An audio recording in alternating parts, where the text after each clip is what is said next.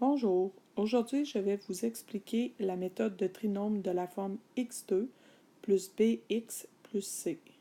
Cette méthode-là, on va l'appeler la méthode T1, comme ça ici. Lorsqu'on utilise cette méthode-là, ça nous prend absolument un trinôme, donc 3 facteurs. Puis, pour être capable de le factoriser, donc on a notre trinôme ici, x2 plus bx plus c, et lorsqu'on l'aura factorisé, ça va nous donner 2 facteurs, donc 2 parenthèses qui se multiplient ensemble. Afin de trouver ces 2 parenthèses-là, ce qu'on a besoin, c'est d'aller retrouver la valeur de m et de n qui sont ici à l'intérieur de nos parenthèses. Donc, pour faire ça, je devrais respecter 2 conditions. Mes 2 conditions sont juste ici. Il va falloir que la première condition, c'est que le m et le n que j'aurai trouvé, donc les 2 valeurs, que leur somme soit égale à la valeur de b. Le b dont je vous parle ici, c'est le b qui est dans mon équation, ici.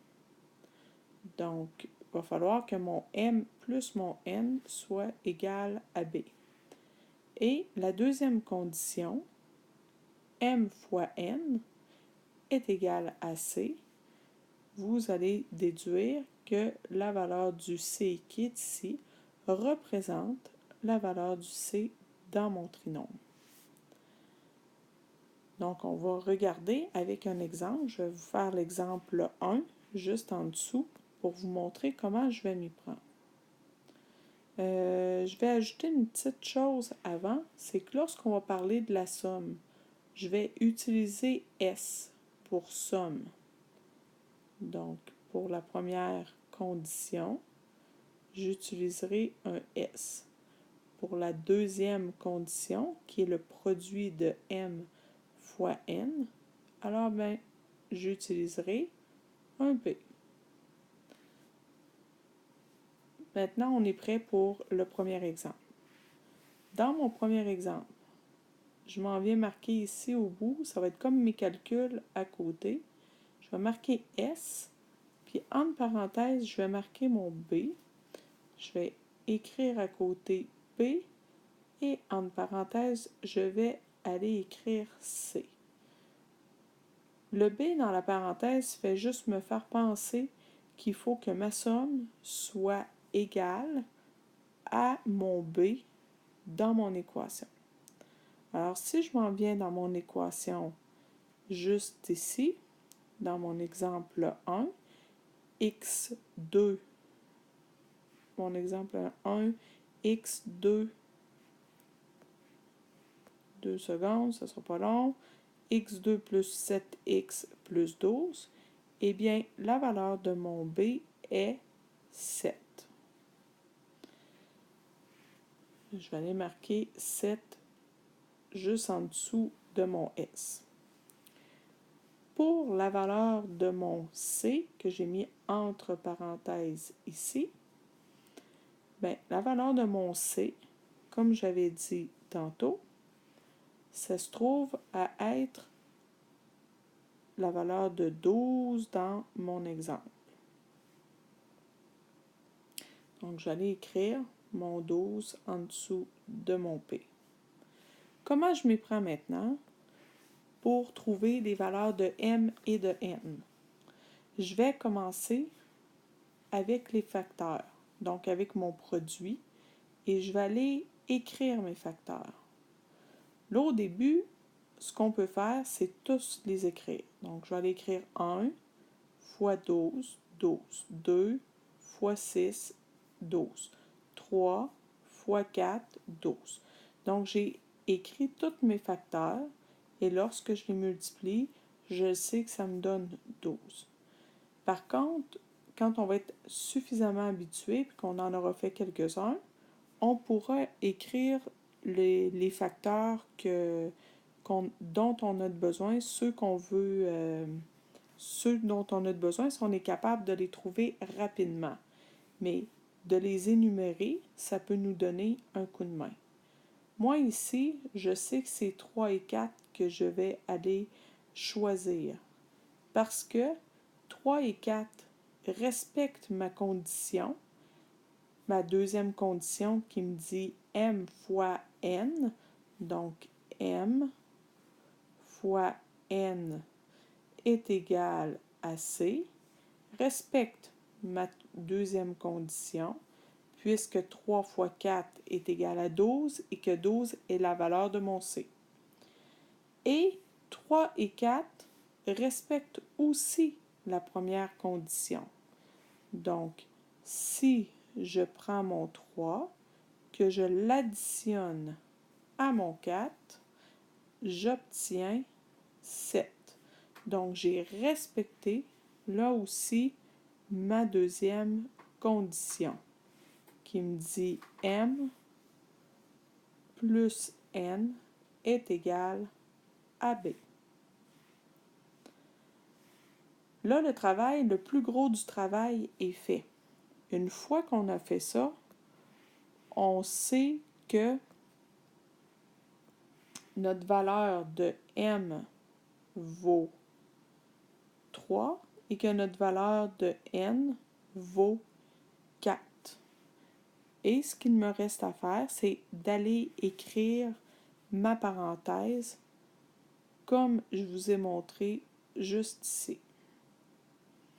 Donc, mon équation x2 plus 7x plus 12, ces deux facteurs seront x et mon m vaut 3, donc plus 3, et x plus 4. Voilà, nous avons factorisé avec un trinôme de la forme T1. Si je désire, je peux aller me vérifier et la façon dont je fais pour me vérifier, c'est que je m'en viens défaire mon chemin en multipliant, en distribuant chacun de mes termes sur ma deuxième parenthèse. Donc, je vais multiplier mon x avec mon x avec mon x4, mon 3 avec mon x et mon 3 avec mon 4. Si j'arrive à l'équation de départ que j'ai ici à ma gauche, alors j'ai réussi. Si je n'y arrive pas, il faut que je vérifie c'est quoi mes erreurs que j'aurais pu faire en cours de route. Alors voilà pour la méthode T1. Je vais faire maintenant l'exemple 2 un petit peu plus rapidement. Donc, si on se souvient bien, on s'en vient marquer notre S en retrait un peu, notre P, et on va aller identifier la valeur qui lui correspond. Donc, la somme, dans mon exemple 2, mon trinôme, c'est x2 moins 6x plus 8. Alors, mon B, il représente moins 6. Et mon C, lui, représente 8. Comme je disais précédemment, on va commencer par les facteurs. Dans les exemples ici, je pense que je vais vous énumérer tous les facteurs pour vous donner un coup de main et vous faire comprendre comment qu'on fait pour les choisir. Donc, 1 fois 8, 8, 2 fois 4, 8, et c'est tout. Et là, il faut que je me pose la question, voici 1, si je prends 1 fois 8, 1 fois 8 me donne bien 8, mais 1 plus 8 ne donne pas 6, ne donne pas moins 6. Alors, c'est un peu... là, on s'en va à l'autre facteur. Dans ce temps-là, on va vérifier. Et là, on regarde. 2 fois 4 me donne 8. Et 2 plus 4 me donne plus 6. Là, on se dit, ah, je pense que je viens de trouver. Sauf que ce qu'on veut obtenir, nous, c'est moins 6. Mais on a le droit, lorsqu'on a nos facteurs, d'utiliser, d'ajouter des signes devant. Alors, si je change mon 2 pour un moins 2 et mon 4 pour un moins 4 et que je les multiplie ensemble, donc si je multiplie moins 2 par moins 4, j'obtiendrai quand même 8. Et par le fait même, si j'additionne moins 2 plus moins 4, ensemble, j'obtiens moins 6. Alors, mes deux facteurs sont trouvés. La valeur de mon m et de mon n sont trouvés et ils respectent les deux conditions. Tout ce qu'il me reste à faire, c'est d'aller écrire mes deux parenthèses et d'écrire x moins 2 fois x moins 4. Et comme je vous ai dit précédemment, si vous avez du temps et envie de valider votre réponse, vous pouvez faire votre distribution, puis vous allez vérifier si vous obtenez votre réponse de départ. Je vous laisse compléter le numéro 3. Je vous ai déjà donné quelques indices pour des cas différents.